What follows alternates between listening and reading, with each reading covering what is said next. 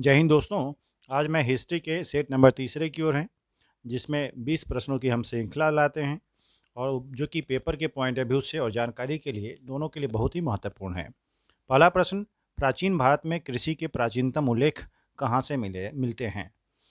Option है बोरी, मेहरगढ़, इमामगांव, जालंधर। इसका सही जवाब होगा मेहरगढ़। जरा इसके बारे में विस्तार से जानने की कोशिश करें। मेहरगढ़ प्राचीन भारत में कृषि के प्राचीनतम उल्लेख मेहरगढ़ से प्राप्त हुआ है। यह वर्तमान में पाकिस्तान के बलूचिस्तान प्रांत में स्थित है। यहाँ पर नवपाषाणिक प्राचीनतम बस्ती एवं कच्चे घरों के साथ साथ गेहूं की 3 एवं जौ की 2 किस्मों के साक्ष्य प्राप्त हुए हैं। इतनी सारी जानकारी आप इस प्रश्न से संबंधित रखें। अगले प्रश्न की ओर चलते हैं। सिंधु घाटी सभ्यता की सबसे बड़ी इमारत कौन थी?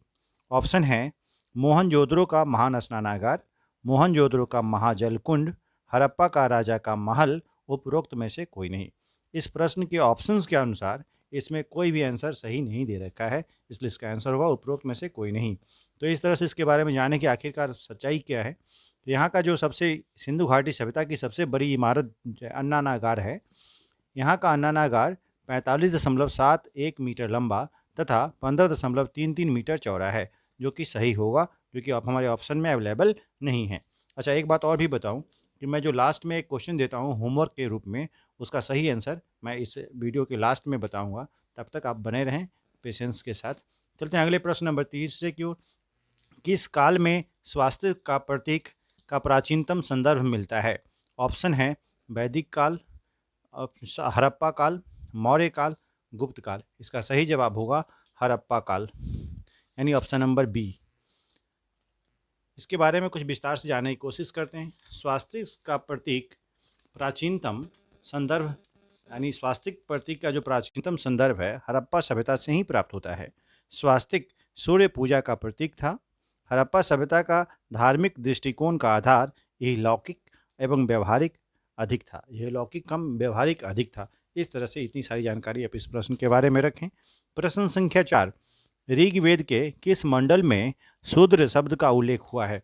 प्रथम, सप्तम, अष्टम एवं दशम। इस तरह से इसका सही जवाब होगा ऑप्शन नंबर 4, दशम मंडल में इसके बारे में विशेष उल्लेख किया गया है। ऋग्वेद के दशम मंडल में पुरुष सूक्त में वर्ण व्यवस्था का सर्वप्रथम उल्लेख मिलता है, जिसके अनुसार विराट पुरुष के मुख से ब्राह्मण, भुजाओं से राजन्य, जंघों से वैश्य एवं पैर से शूद्र की उत्पत्ति स्पष्ट की गई है। यानी प्रश्नगत जो हम देख रहे हैं शूद्र शब्द का उल्लेख सर्वप्रथम पुरुष सूक्त से ही प्राप्त हुआ है। यानी आपके प्रश्न का जो ऑप्शन है ऑप्शन नंबर 4, यानी जो दशम है वह बिल्कुल सही है, यानी दशम यानी ऑप्शन नंबर डी। अगले प्रश्न की ओर चलते हैं। प्रश्न संख्या 5, राजा की उत्पत्ति के विषय में प्रथम उल्लेख किस ग्रंथ से मिलता है? ऑप्शन है कौटिल्य अर्थशास्त्र, शतपथ ब्राह्मण, रामायण, ऐतरेय ब्राह्मण। इसका सही जवाब होगा ऐतरेय ब्राह्मण। Option number D is the right one. तो इसके बारे में विस्तार से जानने की कोशिश करते हैं। ऐतरेय ब्राह्मण में राजा की उत्पत्ति के विषय में सर्वप्रथम उल्लेख मिलता है, जैसा कि आपने प्रश्न में भी सुना, जिसमें बताया गया है कि अब राजा सामान्य उपाधियों के स्थान पर राजाधिराज, सम्राट, एकराट जैसी उपाधियां धारण करता था। चलते हैं अगले प्रश्न की ओर। प्रश्न संख्या 6, उत्तर वैदिक काल की प्रमुख फसल क्या थी? ऑप्शन है गेहूं और चावल, जौ और गेहूं, मक्का और अरहर, उपरोक्त में से कोई नहीं। इसका सही जवाब होगा जौ और गेहूं। याद रखिएगा, इसका सही जवाब होगा गेहूं और चावल। याद रखिए, उत्तर वैदिक काल की प्रमुख फसल क्या थी? गेहूं और चावल, यानी ऑप्शन नंबर ए सही है। Option number A is the right one. इसके बारे में जब विस्तार से जानने की कोशिश करते हैं। उत्तर वैदिक काल की प्रमुख फसल गेहूं और चावल थी। ऋग्वैदिक काल के लोग जौ पैदा करते थे। ब्रीही, जिसको हम धान बोलते हैं, यब यानी जौ, गोधूम यानी गेहूं को कहा जाता था। शतपथ ब्राह्मण में कृषि से संबंधित क्रियाओं का उल्लेख भी मिलता है। इतनी सारी जानकारी आप इस प्रश्न से संबंधित रखें। प्रश्न संख्या 7, जैन धर्म के 23वें तीर्थंकर पार्श्वनाथ का जन्म स्थल कहाँ है? ऑप्शन है अयोध्या, वाराणसी, कुंडग्राम, श्रवण बेलगोला। इसका सही जवाब होगा Varanasi. Option number B right answer है। इसके बारे में कुछ विस्तार से जानने की कोशिश करते हैं। जैन धर्म के 23वें तीर्थंकर पार्श्वनाथ का जन्म काशी, जो कि वर्तमान में वाराणसी के राजा अश्वसेन के यहाँ हुआ था। 30 वर्ष की अवस्था में वे गृह त्याग दिए थे। अनंतर संन्यास व्रत धारण किया उन्होंने। 83 दिन की अनवरत साधना के उपरांत इन्होंने सम्मेद पर्वत पर ज्ञान प्राप्त किया। इस तरह से इतनी सारी जानकारी पार्श्वनाथ के बारे में आप रखें। प्रश्न संख्या 8, किस स्थान पर महात्मा बुद्ध ने प्रथम उपदेश दिया? ऑप्शन है सारनाथ, बोधगया, कुशीनगर, लुम्बिनी। इसका सही जवाब होगा सारनाथ। बहुत ही महत्वपूर्ण क्वेश्चन है, बार बार पेपर में पूछे जाते हैं। इसके बारे में थोड़ा विस्तार से जानने की कोशिश करते हैं। आखिरकार महात्मा बुद्ध ने अपना प्रथम उपदेश यानी धर्मोपदेश सारनाथ में 5 ब्राह्मण सन्यासियों को दिया था, जिसे बौद्ध ग्रंथों में धर्म चक्र प्रवर्तन के नाम से जाना जाता है। महात्मा बुद्ध का जन्म लुम्बिनी ग्राम में हुआ था। ज्ञान की प्राप्ति बोधगया में हुई थी और उनकी मृत्यु कुशीनगर में हुई थी। इतनी सारी जानकारी इस प्रश्न से संबंधित रखें। प्रश्न संख्या 9, पाशुपत संप्रदाय का मुख्य देव कौन था? ऑप्शन है लकुलिश, वैरव, मतेन्द्रनाथ, अलल प्रभु। इसका सही जवाब होगा लकुलिश, यानी ऑप्शन नंबर ए सही जवाब है। इसके बारे में भी कुछ जानकारी हम लोग रखते हैं। पाशुपत संप्रदाय शैव मत का सबसे प्राचीनतम संप्रदाय है। इसके संस्थापक लकुलिश या नकुलिश थे। इन्हें शिव के 18 अवतारों में एक माना जाता है। इतनी सारी जानकारी आप इस प्रश्न से संबंधित रखें। अगले प्रश्न की ओर चलते हैं। प्रश्न संख्या 10, चंद्रगुप्त मौर्य की एक पत्नी सेल्यूकस निकेटर की पुत्री थी। उसका नाम क्या था? ऑप्शन है कुमार देवी, दत्त देवी, करुआ की, हेलेना। इसका सही जवाब होगा हेलेना, याद रखिएगा। इसके बारे में कुछ जानकारी और भी रखें हम लोग। चंद्रगुप्त मौर्य की एक पत्नी जिसका नाम हेलेन था, यानी हेलेना भी बोलते हैं, सेल्यूकस निकेटर की पुत्री थी, जो कि सिकंदर के उपरांत सेल्यूकस ने भारत विजय का अभियान छेड़ा किंतु पराजित हुआ। संधि के परिणाम स्वरूप अपनी बेटी का विवाह भी उनसे करवाया और 4 प्रांत दहेज के रूप में दिया था। इतनी सारी जानकारी आप प्रश्न से संबंधित रखें। चलते हैं अगले प्रश्न 11 की ओर। अशोक के किस स्थान के अभिलेख को रानी का अभिलेख कहा जाता है? ऑप्शन है धौली, कौशाम्बी, गुर्जर, इनमें से कोई नहीं। इसका सही जवाब होगा कौशाम्बी, यानी ऑप्शन नंबर बी सही जवाब है। इसके बारे में कुछ और भी जानकारी हम लोग प्राप्त करते हैं। कौशाम्बी को रानी का अभिलेख के नाम से जानते हैं। मौर्य शासक अशोक के कौशाम्बी एवं प्रयाग के अभिलेख में रानी कारुवाकी द्वारा दान दिए जाने का उल्लेख मिलता है। इसे ही रानी का अभिलेख कहा जाता है। याद रखिएगा, महत्वपूर्ण क्वेश्चन है। प्रश्न संख्या 12, अशोक के अभिलेखों की भाषा क्या है? ऑप्शन है ब्राह्मी, खरोष्ठी, पाली और प्राकृत। इसका सही जवाब होगा ये एक्चुअली अभिलेख जो अशोक के जो अभिलेख थे वो अधिकतर अभिलेख ब्राह्मी लिपि में लिखे गए थे, इसलिए इसका सही जवाब होगा ब्राह्मी। लेकिन प्राकृत भी हम वो जानते हैं, याद रखिए एक बार। इसका सही जवाब ऑप्शंस के अकॉर्डिंग जो देखें तो प्राकृत हम लिख देते हैं, प्राकृत। इसके विस्तार से जानने की कोशिश करें। अशोक के अभिलेखों की भाषा प्राकृत है।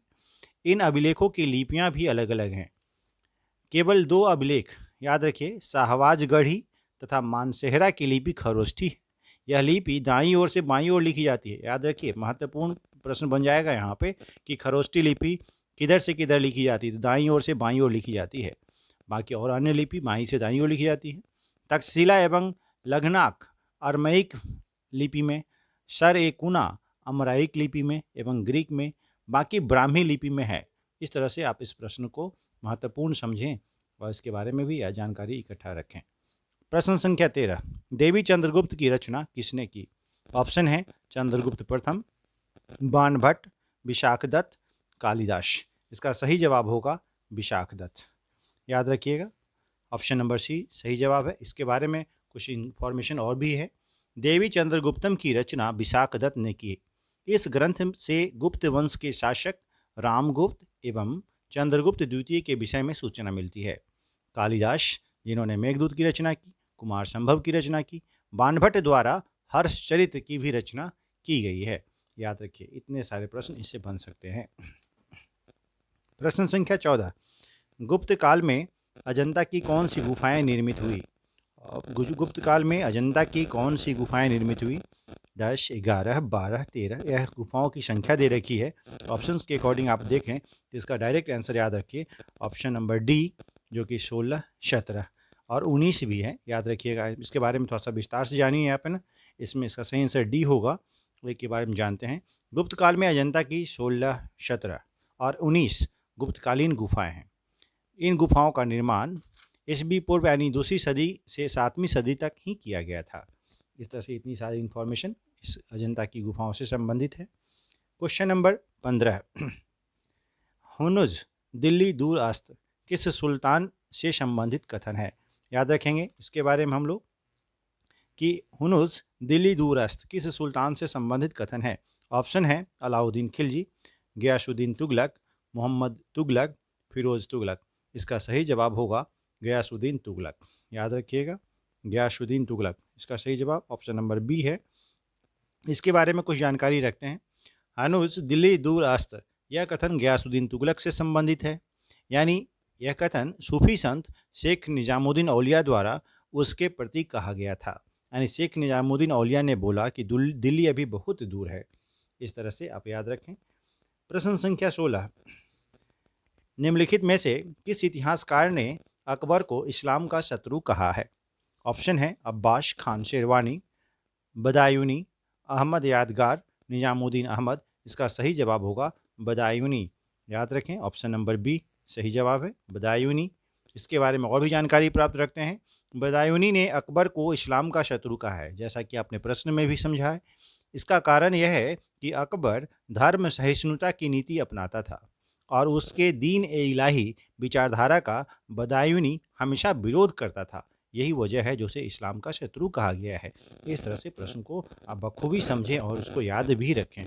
प्रश्न संख्या 17, किस चोल शासक ने पहली स्वर्ण मुद्रा जारी की थी? ऑप्शन है उत्तम चोल, राजा राज प्रथम, राजाधिराज, राजेंद्र चोल।